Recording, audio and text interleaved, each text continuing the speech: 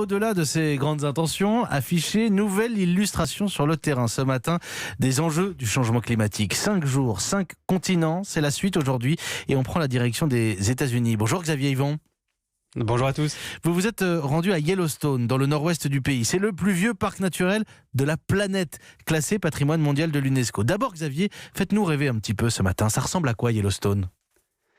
Une carte postale de l'Amérique sauvage. Dès l'entrée, je suis tombé sur un élan blessé entouré de coyotes affamés. Un peu plus loin dans un virage, d'un coup, vous tombez sur une dizaine de bisons en train de paître. Le tout dans un paysage majestueux de collines et de montagnes enneigées. Et pourquoi ce parc, à lui seul, permet de comprendre le réchauffement ? Parce que c'est un sanctuaire naturel resté intact depuis des millénaires. L'un des seuls endroits au monde où les scientifiques peuvent remonter le temps. Cathy Whitlock, par exemple, de l'Université du Montana, elle analyse des sédiments des lacs et ainsi, elle connaît le climat de Yellowstone, écoutez bien, sur les 50 000 dernières années. À la fin de l'âge de glace, le Yellowstone s'est réchauffé de 4 degrés Celsius. Mais ça a pris plusieurs milliers d'années. Ce qu'on voit maintenant, c'est le même réchauffement, mais en années, en dizaines d'années. C'est du jamais vu. C'est le diagnostic de ce qui se passe partout sur la planète. Comment voit-on concrètement dans le parc que la température monte ?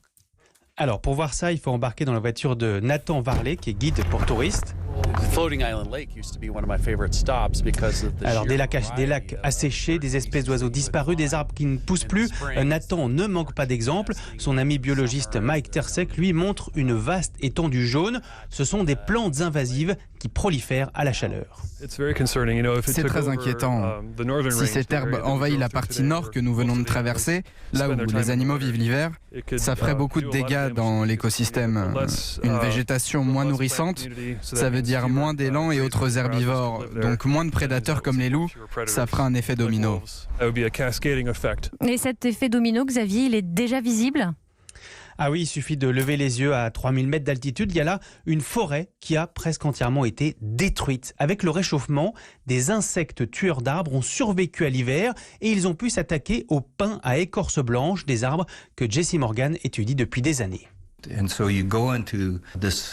rentrez dans ce paysage étrange et gris d'arbres morts, toujours debout. Ce qui était une forêt verte et vivante, avec des écureuils, des oiseaux et des grizzlies,